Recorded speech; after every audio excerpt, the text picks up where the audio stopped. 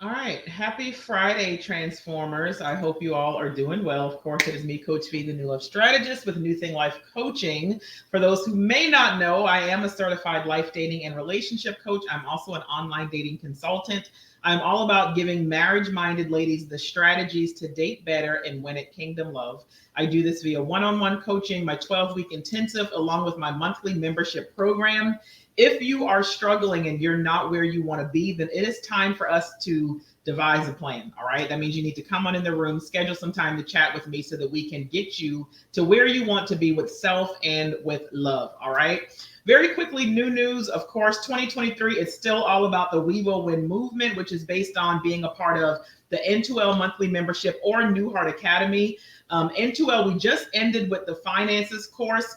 And this month for September, it has helped me attract an MVP. I'm giving you a whole lot of information in that course to really transform your love life.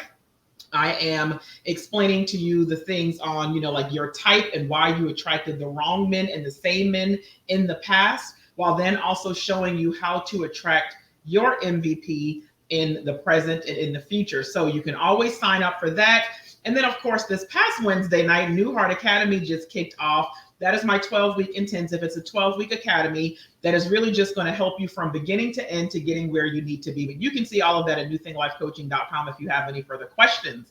I hope you all caught the Freedom Reigns podcast, really the past two. Last week's podcast episode was word power and really just examining like the power of your words and what it is that you're speaking in this season and as a single Christian woman. But this past episode really did it for a lot of my community. Like I talked about new bed, like why it's important for you to get a new bed as a single Christian woman. And we looked at physically speaking, spiritually speaking, metaphorically speaking, like the whole nine. And it was amazing. Like I feel like that is literally my most favorite podcast that I have yet to record. So make sure you check it out if you have not already. Okay. But nevertheless, it is time for a training video. I used to do this every week in the SASH tribe. I haven't really been doing that because I've just been, just kind of changing a lot of things. And really, truth be told, I want to focus more on my We Will Win community. I have a whole lot of things in the works for those who, again, if you've ever done New Heart Academy, if you're currently in it, or if you are a part of that monthly membership program, really just because these are the women who are serious about getting to where they want to be, serious about getting the desires of their heart, serious about connecting with God, serious about dating better. So I want to focus on those who are serious at the end of the day. So I don't do the live videos in the tribe anymore, but I am going to start doing these training videos more frequently for those who are in the We Will Win community. Again, you have to be an N2L or New Heart Academy in order to get more access to me, more access to the trainings, just to get more value in general. But I had something that I really needed to say today. I was going to do this last Friday, but I was having issues with getting it all. So that's why you saw me talking about it. And I just deleted all the posts pertaining to this. But I want to tell you how she lost a good man. All right. I want to give the story of someone who, this lady, I'll say that she's been an acquaintance of mine for about 2 years now. And she knew, and I knew, that she had not yet really like healed. She wasn't whole. She wasn't ready.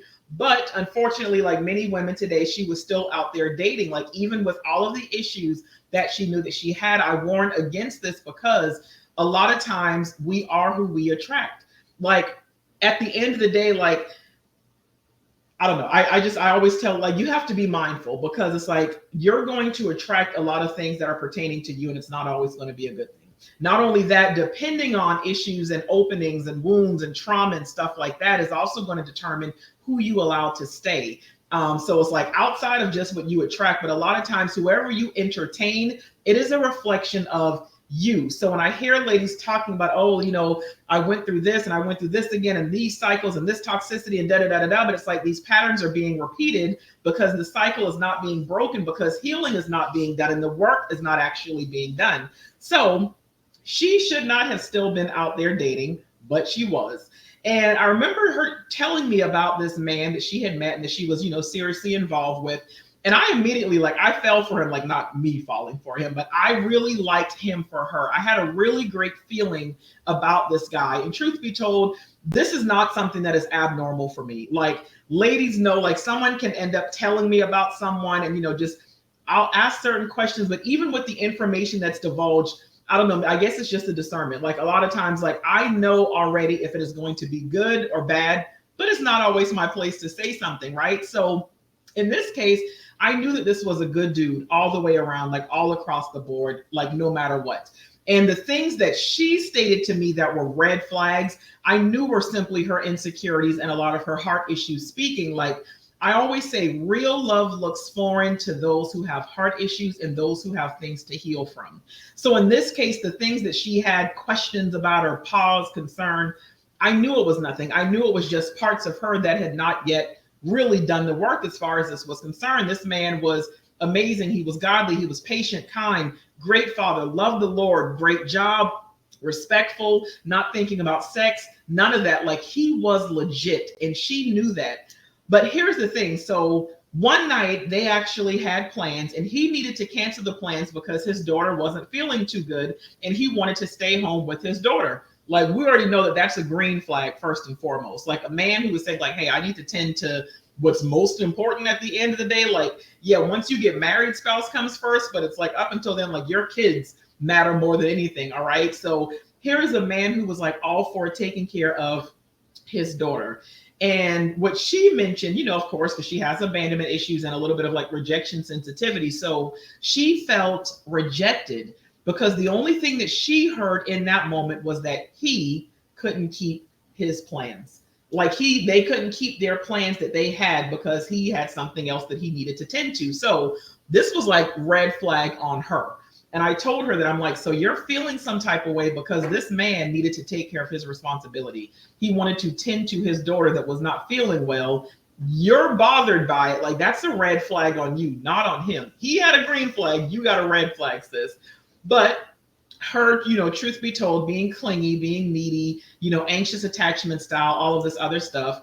So that rejection for her, like, it came out in a different way. And she was now thinking about, okay, now what do I need to do? Like, he's pulling away from me, because that is what happens with women that have those issues and those insecurities. So what she instead did was, instead of saying, oh, okay, well, go take care of your daughter, is there anything I can do? Or I'm here, I'm praying, whatever. She was going to find a way that she was still going to get some of him one way or another. So what she did was she offered to do date night at his house instead, to which he agreed, because again, they were pretty serious, in their relationship. Well, upon getting there, here's her assessment. Her assessment is that ultimately it's like the daughter wasn't really that bad off. She felt as if the guy could have kept their plans. She didn't actually say this to him, but she was asking a lot of questions, which was ultimately showing her insecurities. Now, there were some other occurrences, but needless to say, it was decided that it was best that she left his house. Both of them agreed on that. It was like, hey, this isn't a good time. We can try this another time. But it was mainly his call, because again, how she was presenting herself and how she was reacting to his daughter not feeling good. And she just didn't think it was that big of a deal for them to not keep their plans. So of course, again, another green flag for him. He wanted to be able to give both of them his undivided attention. So it was like, look, I really want to tend to her and make sure she's okay. Like, you don't deserve this and the plans and whatever. So, how about you leave? I tend to my daughter. We'll get up later. I'll make it up to you. Boom. That'll be that. So she said, okay. But of course, when she left, she was hurt because, of course, she wanted him to care more. She wanted him to show that he could balance both of them, like that you can be in a relationship while still being a single father, and again, her feelings are valid at the end of the day. Like, your feelings are valid, but she wanted to be validated by him, because now she's feeling rejected. She's feeling neglected, the whole nine. After leaving his house, she calls him. They end up having a conversation, like just about everything. She's like extremely emotional, irrational. She ends up lashing out. He's a little confused, because it's like, hey, like, where the heck is this coming from? Like, what's going on? Like, what's going on. You just left my house. You're calling, asking all of these questions. And now your true colors are showing at the end of the day. So from that point, he decided that maybe they should not communicate any further. Like, hey, like, maybe we should just let this be a done deal. Let's just, go our separate ways. God bless you. Wish nothing but the best for you. That's that. Boom. So of course now she ends up being a little bit confused and not understanding like where's this coming from, like what's happening, what's going on. And I feel like some of you are either confused right now, or there are some of you who can relate. It's like some are confused and they can't relate, and then some are just kind of like, yeah, like I'm with her. And I know this because I have spoken to some of you that I know can relate very well, because this is what fear of abandonment looks like. This is what an anxious attachment style looks like. This is also what an avoidant attachment style looks like. But especially for those who are anxious, you cling very easily. It means you become preoccupied with your partner. Like you need to know how much you matter to them, how much you care, what they're willing to do to prove their feelings. Like all of this, I understand it, I know it, I get it, because that used to be me. But moving right along, obviously she was hurt because he chose to end things as far as their relationship was concerned. And she did end up blocking him so that he would not be able to contact her. But she did end up days after the fact realizing that she overreacted a little bit. And upon, her realizing that, she did decide to reach out to this man, only to learn that he did in fact reach out to her. Like even though he was blocked, he had still reached out to her even after telling her like, hey, let's just end this. I don't know where this is coming from. I don't need this drama in my life. So here it is. We have a gentleman who was like still trying at the end of the day, like still even, not wanting to give up and still trying to appease her and things like that. So she ended up apologizing. She admitted that she overreacted. She did end up acknowledging, her shortcomings and the things that she knew that she needed to work on. He was cool with it. He was like, no apology accepted. It's all good. Like he was okay with a clean slate and decided like, let's just leave it all in the past and let's just let that be that. Well, needless to say, it happened again. And when I say it happened again, I mean as in something that was uber and beyond simple caused her to overreact. Why? Because she felt that she was not a priority for him. She felt that she was not a priority. She felt like she was not getting enough attention. So again, we have the unleashing, the lashing out, all of these other things. And at that point, he decided, rightfully so, he's like, no, I'm definitely done. Like, I cannot do this. Because, let's be real. At this point now, it's showing that you're a little bit selfish. It's showing that you're inconsiderate. Like if you're making everything about you, if you're making everything about, well, I need to know how much you care and I need to be a priority and I want to make sure that you can juggle life and me. A lot of those things really aren't realistic. And again, they come from deeper places. And this is what I have to work with my clients and get them to understand. But that's coming from somewhere. And you will end up running men off at the end of the day. So what she ended up doing was she scheduled a strategy session with me. She was devastated, based on all of these things, because she knew that he was an amazing man. Like she knew like that she had never encountered a man like that before. He was not a counterfeit. Again, there were no red flags, like amazing. And she wanted him back. And what ended up happening was she began doing the absolute most in order to get another chance with him. Like all of her prayers revolved around how to fix this relationship. Like everything was about him, the idea of them being together, the possibility of a relationship, all the things that she was willing and able to do for him, for his daughter, just to be loved, just to have him, just to have the relationship, the future with him. Because again, like I said, they were serious. Like they were, like relationship, like no longer entertaining other people. But at that point, it was too late. He was done and she lost him. This is why healing is so important now. You have to become whole now. You have to love yourself for real now. You have to identify your attachment style. And if it's realizing that it's anything but secure, it's saying that I need to do the work and figure out where this is coming from so that I do not scare another man off, so that I do not sabotage another relationship. Because yes, if you don't tend to yourself, you literally run the risk of connecting with and holding on to the wrong men. But we don't talk about how our heart issues can also cause someone to lose the right man. Like, and I've been in this boat before where it's like there were some really great guys from my past that I was involved with, but because I was not in a healthy place, things that they were doing that are normal and that normal men do, like it was too much for me. And when I say, things that they would do, but it's like, again, whether it's tending to their jobs, their businesses, their children, like their family, whatever, like I wanted everything to be about me. And again, that is going to scare off a secure man. That is going to scare off a confident man. No man has time with all this like baby and coddling and knowing how to handle you and putting you in your place. Like, no, you need to find your place before that man gets there and stay there and tend to yourself. So I missed out on some really great guys in the past because of my attachment style, because of my emotional drivers, my fear of abandonment, my untreated trauma, the list goes on. So you have to understand that you can't love a man until you love yourself. At the end of the day, love is patient. Love is kind. We know that love is respectful. It keeps no record of wrong. Love is selfless. It is understanding. And a person who does not provide those things doesn't fully love themselves. We always want to measure love based on how someone else is loving us. Are they patient? Are they kind? Are they this? And are they doing this for me? And are they reminding me of this and blah, blah, blah.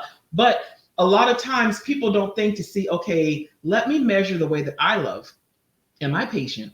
Am I kind? Am I thoughtful? Am I understanding? Am I empathetic? Am I selfless? Do I keep record of wrong? So again, if you don't provide and do those things on what love really is, then it shows that you don't love yourself and you're not in a good place and that you're really not ready for that happy, healthy, holy relationship. That's what it all boils down to. So when it comes to you, if you can relate, or if your fear is running off the right one or the good ones, what are you waiting on to get whole? What are you waiting on to do the work? What are you waiting on to get healed? What are you waiting on to renew your heart? What is stopping you from doing the work? Like, too many people have way too many excuses today as to why they are not where they need and want to be. And what I see happening more and more is that a lot of people are very self-aware.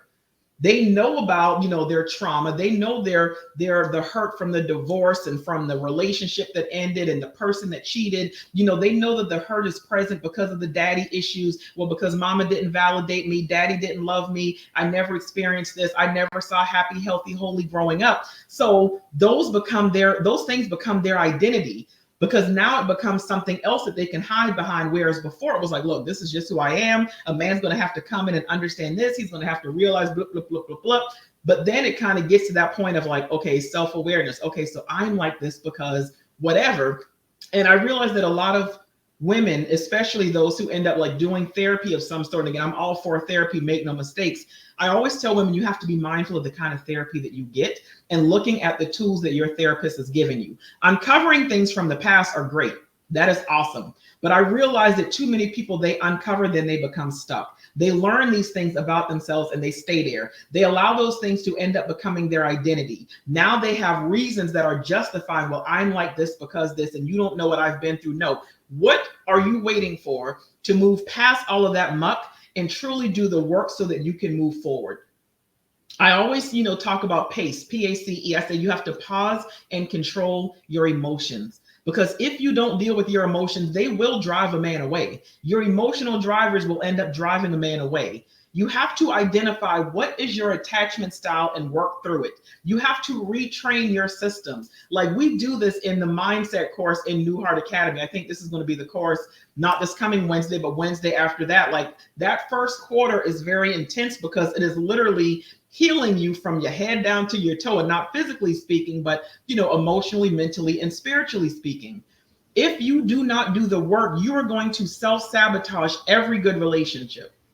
But then blaming men and dating today for why you're single or why you're annoyed or frustrated or feeling some type of way, you will sabotage every good relationship, or you will end up engaging in self-betrayal by being in the wrong relationships. When you are with someone who is not loving you properly, someone who is not sharing the same values, accepting you, understanding you, meeting you where you are and whatever else, that means you are betraying and neglecting yourself. I'll admit, and she'll admit, severe daddy issues, well aware of it. He was true definition of narcissist and beyond toxic, like as far as her father was concerned. But what I noticed about her, and again, even in that one session that we did, again, I'm going to be honest, she was not ready to fully dive and do the work as far as coming into New Heart Academy or doing one-on-one. And again, and that's what those strategy sessions are. It's kind of like helping someone in a period of about 2 hours with the strategy going forward for like dating and whatever else. But very quickly it was realizing like, honey, you are in no position to be dating. But for her, it was like, well, if I can't get him back, then boom, I got to get back out there. And now it's time to find somebody else all over again. So that made for a very interesting session. Y'all already know, I already make it clear, I'm not here to help anyone get a man. I want to make sure that you are healed, whole, and well so that you can win and get your man, the person that you actually need to be with, and someone that you are not going to sabotage things and run them off because you have not yet gotten yourself together. But with her, what I noticed was, and I even told her, is that she was making and has made her daddy her God. And what I mean by that is she has given her father all of her energy. It's almost like she worshiped him and all the things that he had given to her and all the trauma that he had left her with. Everything was like, but my daddy, but you don't understand, my daddy this, and like, and everything. It was always wanting to dominate and talking about, and again, just outside of the sessions, I'm not going to say like bashing, an actual client, but again, this is someone who, was also an acquaintance as well, or is also an acquaintance as well. But, me letting her know, it's like, hey, everything is my daddy this and narcissist this, and like watching all the videos and consuming all the information, but my daddy, but my daddy, but my daddy. She allowed her daddy to be the one who determined her value, her identity, her love language, and of course, subsequently, how all of her romantic relationships were going to go. Her answer for everything was but my daddy instead of but my God. And that is what frustrated me. And I had to ask her who she was living for. Who created you? Who matters most? Because again, oftentimes too many women end up having these revelations, and those revelations become their identity. No, when are you going to do something with the information that you have learned about yourself? When? You have to do something with what you know. This woman, and like many of you, do not need another bit of information or knowledge. I even said that, I think, in this past podcast or the other podcast, I don't even remember, but it's like so many women there, you're just consuming so much information, self-help and Bible studies and programs and courses and books and YouTube and podcasts, all of these things. And what I'm realizing, her and many of you are educated beyond your level of obedience and your ability and willingness to take action. And at the end of the day, that equals lazy faith, because it means you are waiting on God to fix or do the work that you yourself should be doing. Consuming all of these things that you know, but you have not yet implemented or applied anything that you know to be true. You have way too much knowledge. Do not consume anything else. Start now where you are. You can enroll in what you want, but unless you apply it, it does not matter. She was obsessed with watching YouTube videos, obsessed with reading books on narcissistic fathers, the whole nine. But she was only doing that just so that she could have information on him, not anything that was going to help her. It's like, make it make sense. None of these things was advancing her. They were all, if anything, they were holding her back and keeping her stagnant. Me, when I read my Bible, and I talk about highlighting things in blue, like if you were to ever just happen to be in my Bible, like I don't know why you would be, but if you were in my Bible, like if you see anything highlighted in blue, for me, that catches my eye, because I know that that is a characteristic of God. That is something that is revealing to me something about God and who he is and his character. Like I use different colors for everything, but when I read my Bible, I am looking for things that are going to reveal the truth about God's character, because that tells me about who I am. That tells me about who I can become. That tells me about what God wants for me, what God has for me. But she made her dad her God. She didn't do the work, and she lost a good man. I do not want this to be you again. I've been there before. I've done it several times. I have missed out on an amazing man. And of course, now before having the amazing man I do have, sometimes like once I healed and realized like, dang, the ones that I was actually dating and sexing, those were the bad men. the ones that I walked away from and that walked, like those were the ones that were actually the good men. And I would, I would just kind of go and see what they had going on, see if it looked like based on their social media, if they maybe had anyone who was actually in the picture, because I was going to try to, slide myself in the DM, shoot my shot, do whatever needed to be done. But thankfully, I never had to get to that place because I got him now. But I don't want this to be you. I don't want you missing out on a good man. That is the moral of this story. That is the moral of this video for today. I want you to do the work and not miss out on something that would be absolutely great for you, all because you're stuck. Because my question would even be, I think some of you and some women, they will come across a good man and know that he's good, know that he's different. Some either cling to the point where their insecurities and their fear of abandonment ends up bringing abandonment anxiety and eventually causes him to run off. And then there's another group of people on the other side that they're not healed, they're not whole, they're not ready, and wouldn't even know a good man if he's in his face, if he's in their face. Because again, when you have that trauma, when your brain has not been rewired, when you have not done certain things to get to a better place, you are actually craving what you are used to. You end up craving this is how someone can be in a toxic or an abusive relationship. And it's like they've become addicted to the cycle. And you can get to a point where it's like, look, this is not good. I do not want this. This is not how it should be. This is unhealthy for me. You can leave that relationship and the very next man looks the exact same. Still toxic. It's still abusive. It's still a lot of the same patterns. Almost every woman who has done the relationship readiness assessment, it's like one of the very last questions is like, have you noticed a pattern with the past 3 men that you have been, romantically involved with or whatever? Almost everyone says yes. That's trauma. So how can I help you? If you have not already, of course, you can take the relationship readiness assessment. But my calendar does have spaces open next week if you need to chat about what's going on in your life, in your head, and in your heart, so that we can devise a plan. I don't want you making another decision out of brokenness, but I also don't want you missing out on something real because of it either. So you can go to newthinglifecoaching.com/book, and you will see there about how to set up a consultation. I think even on the home page, you will find where you can take the relationship readiness assessment. I want you to be blessed and do the work so that you can win at love, because your best self deserves it. You owe it to God.